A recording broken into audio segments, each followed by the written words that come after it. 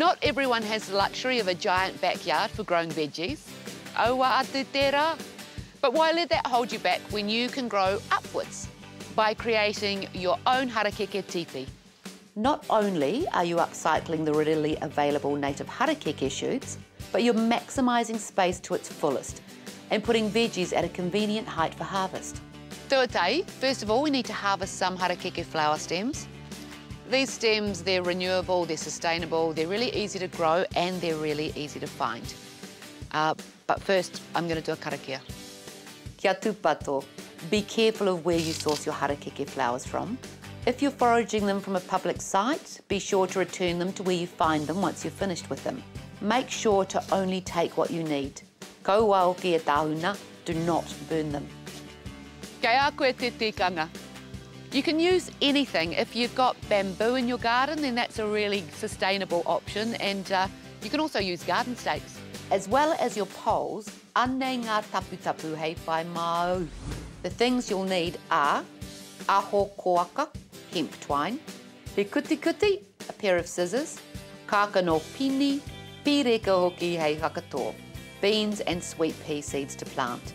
Whakahau mako hua rākau hua whenua, fruit and vegetable fertiliser. Me whiri koe.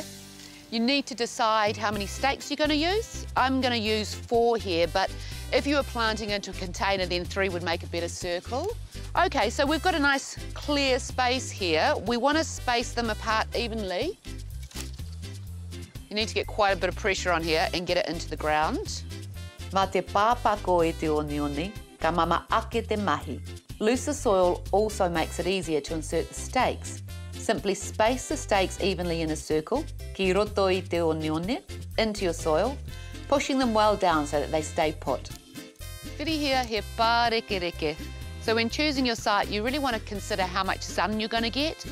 6 hours at least a day is really good, and also it's really important to have good ventilation, which will help prevent things like downy mildew on your vegetables. Secure the twine around the top of all the stakes and start winding. Hei pūpuri I te katoa. Hold them all together. Kia pakari ake ai. So for some extra support for our vines, I'm going to make some horizontal levels for the beans to climb up. So the trick here, as you wind it around, you want to pull it down, under and over itself. Depending on the height of the stakes, me wā wahi, you can just divide it roughly into thirds and add your strings there. These will create shelves for the peas to cling to. I te tuatai. So first, I'm going to pop some of this organic fertiliser into the soil. It's full of beneficial bacteria and fungi, as well as having over 70 minerals and essential vitamins that our plants need. By feeding the soil, it helps the plant's immune system from the inside, and it helps it fight off pests and bacteria. So we just want to grab a handful.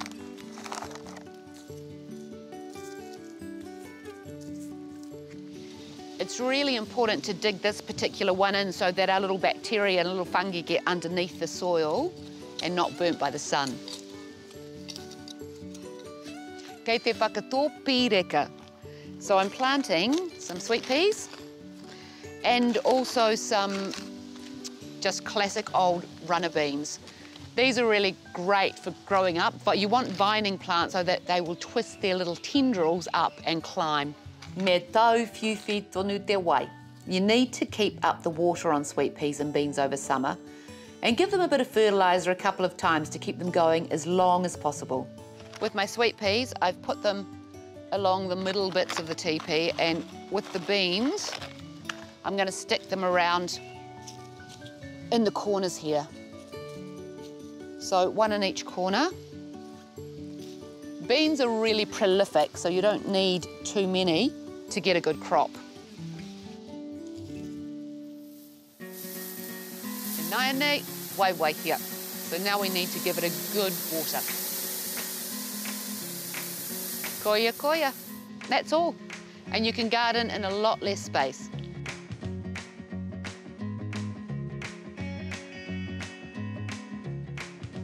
As you can see, this teepee provides great structure for our beans to grow around and our little sweet peas. It's got really great air circulation and ventilation, which is what our plants need. It's really pretty, I think. And it's a great way of using a resource in your garden which would normally be waste.